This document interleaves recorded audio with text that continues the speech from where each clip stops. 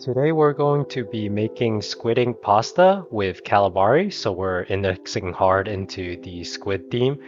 The person who suggested this recipe or this idea to me is my little cousin. He's like a little brother to me. We grew up together, so just want to thank him for that recipe idea. To start off, we're going to cut some squid into pieces. I bought squid that's already like tubed and hollowed out. So you can get that from the supermarket, get it frozen, and then defrost it. And the first thing you're going to want to do is actually tenderize the squid. I use lime, salt, and pineapple juice. And you're going to want to put the juices together with the squid into the fridge for about an hour to tenderize it. While the squid is tenderizing, we're going to make the pasta. We're actually going to start off with cutting up some rehydrated shiitake mushrooms.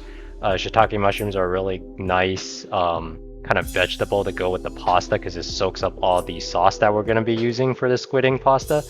The next thing we're going to want to do to enhance the flavor of the pasta is chop up some garlic, and you're going to want to make sure the garlic is not minced, that you actually just want to chop it up into large pieces because we're going to burn this garlic and it's going to add a lot of flavor and texture to the squid ink pasta.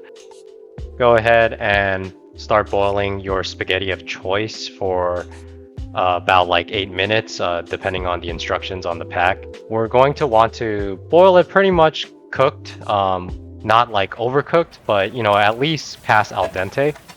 After boiling your pasta or while waiting for your pasta to boil, you can go ahead and start pan frying the shiitake mushrooms, add a bit of salt for flavor, and after the mushrooms have browned a bit, go ahead and add the garlic in. And we're going to keep frying this until the mushrooms are completely brown, then remove the shiitake mushrooms only, and we're going to fry the garlic in a little bit of olive oil until it's pretty much slightly burnt. And that's where the garlic flavor really permeates into the sauce. So you're gonna get this garlic nice and burnt like this.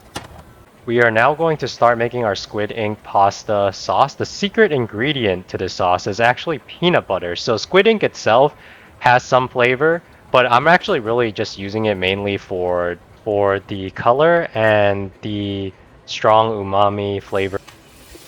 So the other ingredients is apple cider vinegar. You're gonna add about a tablespoon of honey, actually 2 tablespoons because that'll make the sauce a little sweeter.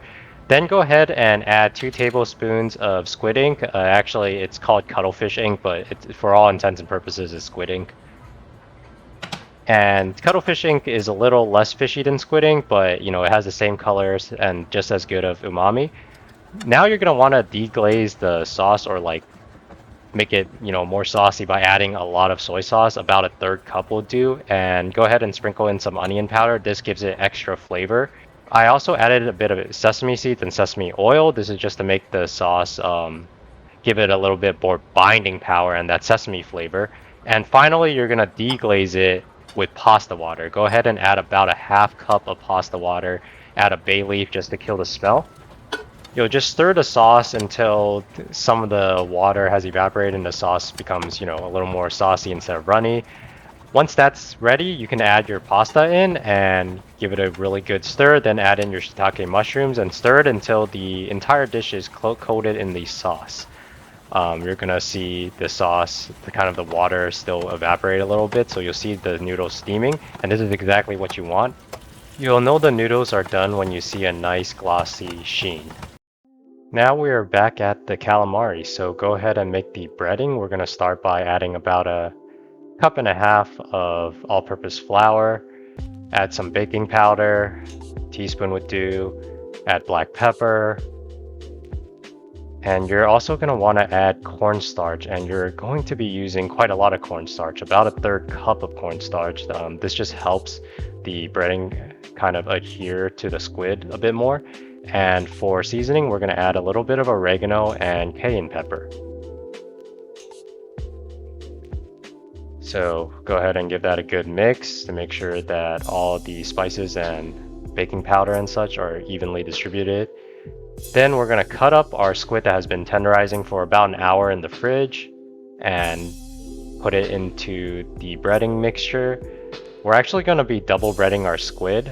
So after you cut your squid into these little rings, go ahead and flip them in the breading mixture until it's well coated. And then we're going to take it out and put it in a beaten egg so that we can coat it again. So go ahead and dip all your squid rings.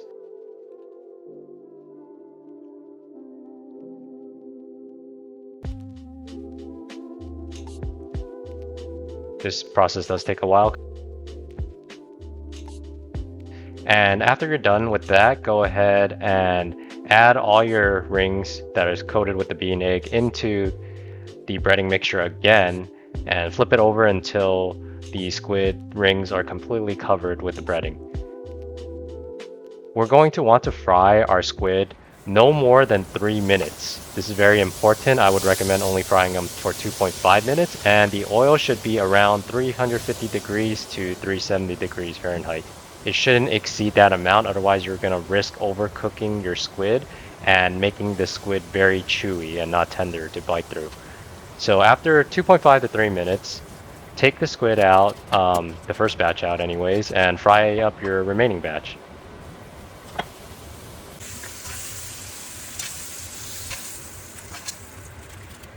So y'all, there is to this recipe.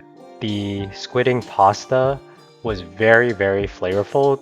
The reason why we want to make the calamari after the pasta is because you have to eat calamari fresh, otherwise it just doesn't taste as good.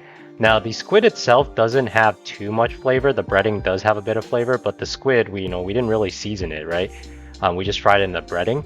However, the noodles are so chock full of flavor from the peanut butter, the squid ink umami, and also the burnt garlic that when you eat the calamari with the pasta, you're really getting like just huge bites of flavor and this nice texture that makes it really fun to bite through.